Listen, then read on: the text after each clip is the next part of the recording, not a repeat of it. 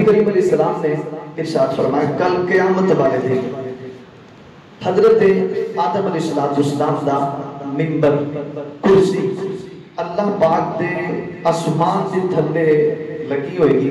جناب آدم علیہ السلام اتنا لوگاں تو اونچا ہو کے بیٹھے ہوں گے کہ اپنی ساری اولاد نو چاہے اولاد جہنم سے جا رہی ہوگی چاہے جنت سے جا رہی ہوگی. فرمایا ہر بندے نو جناب آدم علیہ السلام اپنی اکھاں دے نال دیکھ رہے ہوں گے. حضرت آدم علیہ السلام محشر دے میدان سے اپنی ساری اولاد نو دیکھ رہے ہوں گے. جڑے جنت سے جا رہی ہے انہوں بھی دیکھتے ہوں گے اور اس بندے نو بھی دیکھتے ہوں گے جڑا بندہ جہنم دے وچ جا رہا ہے. اتنے سے کیا ہوئے گا؟ فرمایا کہ نبی کریم علیہ السلام دا ایک امتی انہوں اللہ پاک دے فرشتے پکڑ کے جہنم دی طرف لے کے جا رہے ہوں گے. حضرت آدم علیہ السلام دیکھیں گے کہ نبی کریم علیہ السلام دے امتی نو اللہ دے فرشتے جہنم دے وچ سٹنے واسطے کھڑتے ہیں پہ. حضرت آدم علیہ السلام نبی کریم علیہ السلام نو یاد فرمان گے یا احمد یا احمد اے محمد اے محمد. جس وقت حضرت آدم علیہ السلام بڑھان گے نبی کریم علیہ السلام اس وقت فرمان گے لبیک یا ابو البشر اے ابو البشر میں حاضر ہوں حکم. حضرت آدم علیہ السلام دسن گے کہ یا رسول اللہ اے محمد مصطفیٰ تواڈے فلاں امتی نو اللہ پاک دے فرشتے جہنم دے وچ سٹنے واسطے کھڑتے نے پے. نبی کریم علیہ السلام او تو ہی اس اپنے امتی پر دھوڑ لگا دیں گے نرم نرم پیروں دے نال دھوڑ دے امتی دے کول جان گے اور امتی دے کول پہنچ کے فرشتیاں نو فرمان گے میرے رب دے فرشتے ٹھہر جاؤ میری گل سنو.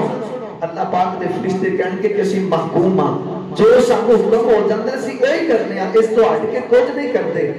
حضرت نبی کریم علیہ السلام اللہ پاک دی بارگاہ سے اپنی مبارک داڑھی پکڑ کے اللہ دی بارگاہ سے عرض کریں گے اے مالک و مولا تو میرے نال وعدہ نہیں سی فرمایا کہ تیری امت دے معاملے سے محبوب تینوں رسوا نہیں کراں گا. اے مالک میرے امتی نو تیرے فرشتے جہنم دے وچ کھڑتے نے پے.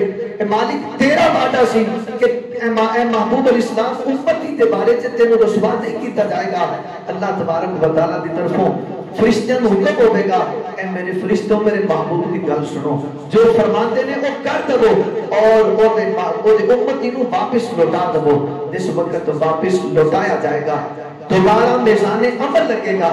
جس وقت میزان تے اس امتی دی نیکیاں رکھیاں جان گیا اس امتی دے گناہ زیادہ ہون گے نیکیاں تھوڑی ہون گیا. میرے آقا علیہ السلام اپنے کولوں ایک سفید کاغذ او دے نیکیاں والے پلڑے چ رکھ دیں گے. جس وقت کاغذ او دے نیکیاں والے پلڑے چ رکھا جائے گا فرمایا کہ وہ نیکیاں زیادہ ہو جان گیا. اس وقت ندائے کی خوش بختے بخشا گیا ہے اللہ پاک دی رحمت ہو گئی ہے. جس وقت اس بندے نو جنت دی خوشخبری سنائی جا رہی ہوگی وہ بندہ عرض کرے گا اے میرے رب دے فرشتوں ٹھہر جاؤ میں اس سونے محبوب کو بھی تو پوچھا کہ اے کون نے اتنی مصیبت دے وقت جڑے میرے کام آ رہے نے جنہاں نے میری بگڑی بنائی ہے جنہاں نے میرا بگڑیا کم سنبھال دیتا میں نہ بولے پوچھ دوا اے کون نے. اس امتی جناب نبی کریم علیہ السلام دی بارگاہ سے عرض کرے گا اے میری بگڑی بنانے والے اے میری اس غم و گساری کے وقت کام آنے والے اے تے دسو کہ تسی ہیں کون ہو. اتنا سونا تہاڈا چہرہ ہے اللہ دی بارگاہ سے اتنا تہاڈا مقام ہے کہ جو تسی اللہ دی بارگاہ سے عرض کرتے ہو اللہ پورا فرما دیتا ہے. تسی دسو تسی ہیں کون ہو. نبی کریم علیہ السلام فرمان گے کہ میں ہی تیرا نبی آخر الزمان نبی ہاں اور اے تیرا وہ کاغذ ہے کہ جڑا تو دنیا تے ایک باری میری ذات تے درود پڑھیا سی آج دی برکت نال تیری بخشش کروائی جا رہی ہے.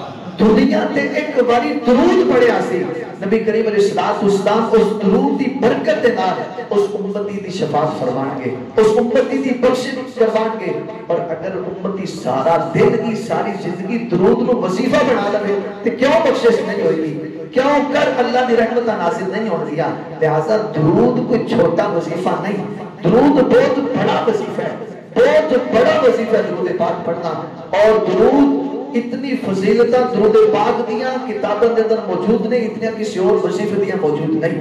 نبی کریم علیہ الصلوۃ والسلام درود پاک دی فضیلت بیان کرتے ہیں، خود فرماتے ہیں نبی کریم علیہ الصلوۃ والسلام دے ایک امتی صحابی کے رسول حضور دی بارگاہ سے عرض کرتے ہیں یا رسول اللہ میں اپنے دن نو 3 حصیاں تے تقسیم کرنا، ایک حصہ تہاڈی ذات تے درود پڑھاں گا اور 2 حصے اپنے کام کاج کراں گا۔ حضور نے فرمایا ٹھیک ہے، بہتر ہے، اگر اور زیادہ درود کر لے تے تیرے واسطے زیادہ فائدہ ہے۔ عرض کرتے ہیں یا رسول اللہ 2 حصے درود پڑھاں گا، ایک حصے کام کاج کراں گا۔ حضور علیہ السلام نے فرمایا بہت اچھا ہے، اگر اور زیادہ وظیفہ درود دا بتا دے تے تیرے واسطے فائدہ ہے۔ وہ عرض کرتے ہیں یا رسول اللہ ہم تے میں دن رات تہاڈی ذات تے درود ہی پڑھتا رہاں گا۔ حضور نے فرمایا اس طرح کرنا تیرا کام ہے، دنیا اور آخرت تے ساری مصیبتاں کو دور کرنا محمد عربی دا کام ہے۔ سبحان اللہ۔ دنیا اور آخرت کی ساری مصیبتاں دور کرنا میں رسول عربی دا کام ہے۔